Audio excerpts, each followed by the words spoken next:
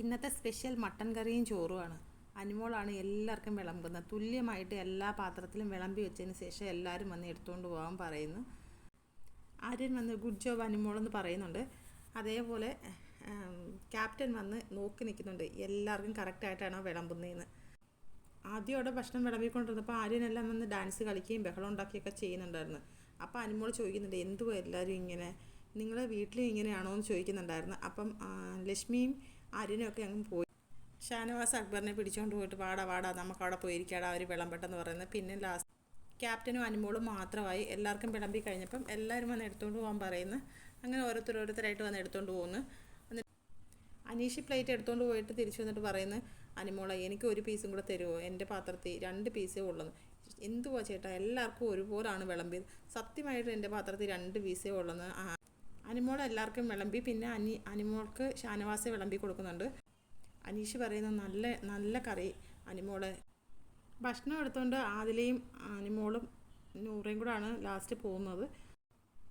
അനുമോൾ തനിച്ചാണ് പോയിരുന്നത്. ആ മരത്തിൻ്റെ ചെവിടിലായിട്ടാണ് പോയിരുന്നത്. ഒറ്റയ്ക്കിരുന്നാണ് അനുമോൾ ആഹാരം കഴിക്കുന്നത്.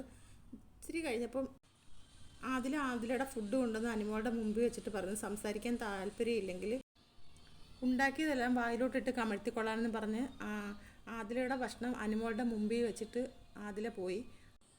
അനുമോൾ വിളിച്ച് പറയുന്നത്, ഭക്ഷണം കഴിക്കുമ്പോൾ എനിക്ക് സംസാരിക്കാൻ താല്പര്യമില്ലെന്ന്. അതിൽ നേരെ പോയി നൂറയുടെ അടുത്ത് പോയി ഇരിക്കുന്നു. നൂറ പറയുന്നത് ഓവറാക്കല്ലേന്ന്. അപ്പം ആദില ചോദിക്കുന്ന, ബേബിക്ക് വാരിത്തരണമെന്ന്. എനിക്ക് വാരിയൊന്നും തരണ്ടെന്ന് നൂറ പറയുന്നത് ഫുഡ് കഴിക്കാനാണ്. അപ്പോൾ ആദില പറയുന്നത്, എന്നെ നിർബന്ധിക്കില്ല. അപ്പം നൂറ പറയുന്നത്, ഫുഡിൻ്റെ കാര്യം മാത്രം, ഫുഡ് ഞാൻ കഴിക്കും, പക്ഷേ എനിക്ക് സ്പേസാണ് വേണ്ടത്, എന്നെ വെറുതെ നിർബന്ധിക്കല്ലോ എന്ന്.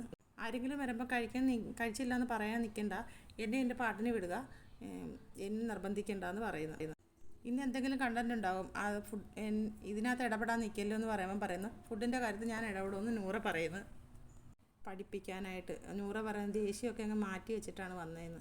അനുമോൾ ഇനി ആർക്കെങ്കിലും വേണോ, കറി അധികം ഉണ്ടെന്ന് പറഞ്ഞിട്ട് കിച്ചണിലോട്ട് പോകുന്നു. എല്ലാവരും കഴിച്ചിട്ടെടുത്ത് ഇരിക്കുന്നിടത്തുനിന്ന് എഴുന്നേറ്റ് അനുമോൾ പോയ ഭാഗത്തോട്ട് പോകുന്നു. അപ്പോൾ അടുത്ത അപ്ഡേറ്റുമായിട്ട് ഞാൻ വീണ്ടും വരാം. എല്ലാവരും ചാനലൊന്ന് സബ്സ്ക്രൈബ് ചെയ്യണേ, സപ്പോർട്ട് ചെയ്യണേ.